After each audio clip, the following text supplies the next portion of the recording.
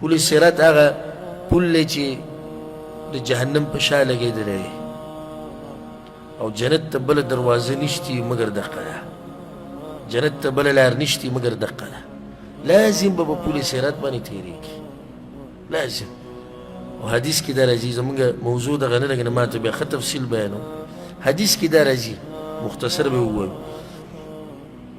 چې دا د ویښته نه زیات نری او د تورې نه زیات تېره دی علیها کلالیب په دې باندې وسپنې کونډې دي چې راماتې شوي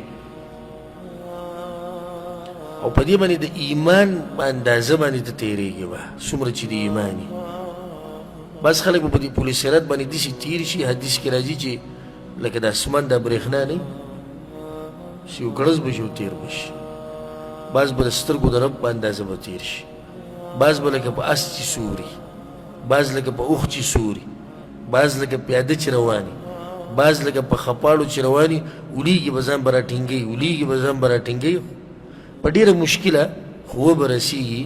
هغه بل طرف ته او یو هغه دي چې پیغمبر صلی الله علیه وسلم وایي ولیږي به ځان به راټینګوي ولیږي به ځان به راټینګوي او بیا به داسې ولیږي چې لاړ به شي ختم به شي په دې پل صراط باندې چې تېرېږي نو دویم کتاب به ورکړی کېږي او دویمه اجازتنامه د چا له طرف نه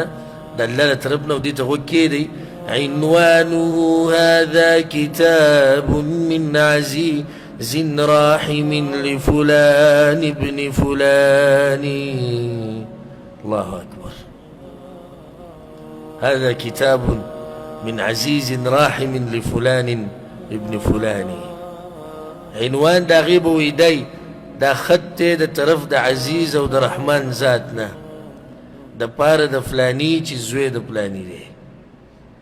چې کتاب به ورکړی شي خو په دې کې به صحیح دا کوم چې د عزیز او د رحیم ذات ته طرف نه دی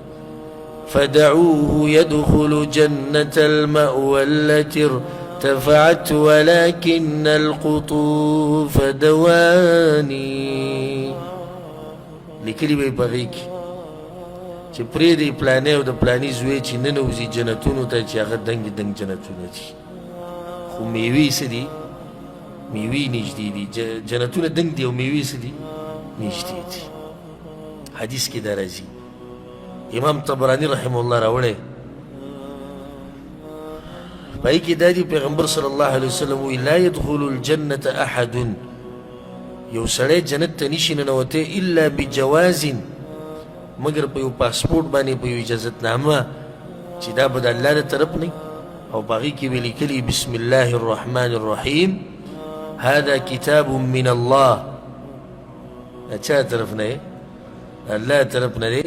لفلان ابن فلان فلاني زوی د فلاني د هغه دپاره دی څه پکې دي الله ملایکو ته وایي ادخلوه جنة عالیه قطوفها دانیه دننه باسي هغه جنت ته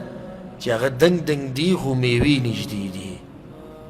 یو حدیث کې دا هم راځي چې پیغمبر صلی الله علیه وسلم وایي یعطى المؤمن جوازا على الصراط مؤمن چې کله په پل صراط باندې تېرېږي کله چې تېرېږي په پل صراط باندې نو په هغه ټایم به یو پاسپورټ ورکړی شي او په هغې کې وایي بسم الله الرحمن الرحیم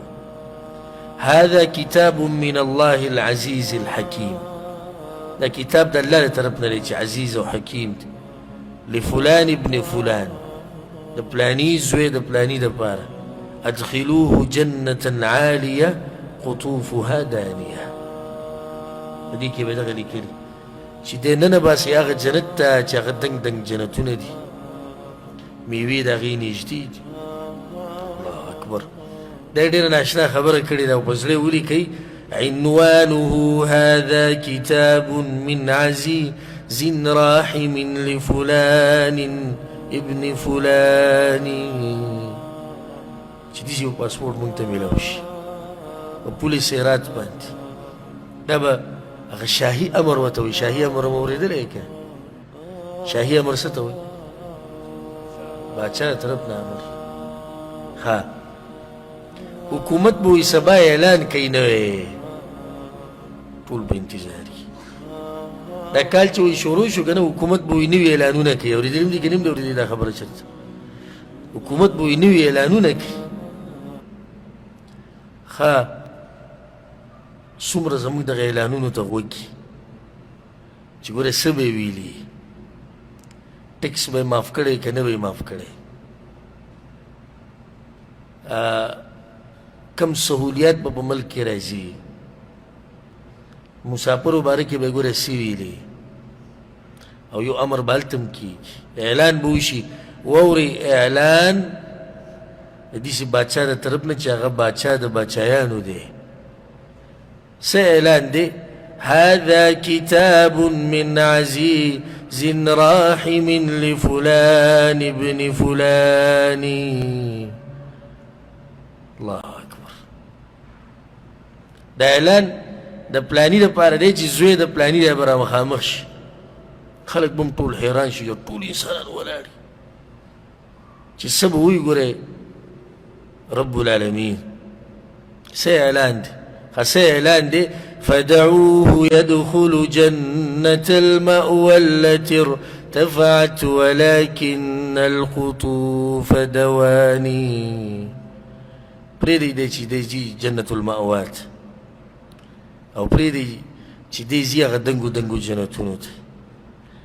یو داسې اعلان به هم کېږي د باچایانو باچا به یې کوي او یو داسې اعلان به هم کېږي دې ته هم غوږ کېدی خذوه فغلوه بوزئ پلانې زوی د پلانې او ویې تړئ ثم الجحیم صلوا بے گزار کی جہنم ته ثم في سلسلة ذرعها 70 ذراعا فاسلكوه دومره غټ زنځیر کې وتړئ او بنې کوي چې د هغې 80 ګزه د هغې مقدار دی او طول دی یو دغه اعلان هم دی او یو دا اعلان دی هذا كتاب من عزيز راحم لفلان ابن فلان الله دې موږ ته نصیب کړي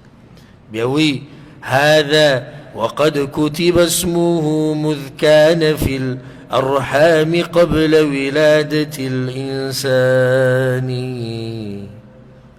او دا واوره چې یقینا لیکلی شوی و نوم د ده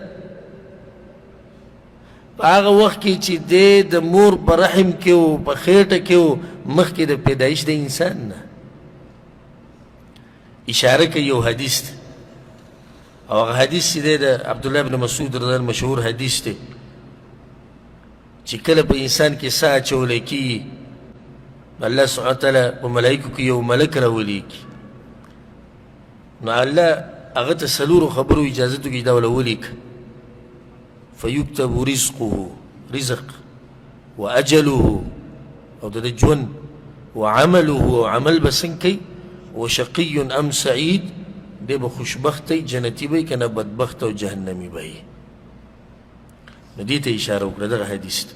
بیا وایي بل قبل ذلك وهو وقت القبضتين كلاهما للعدل والإحسان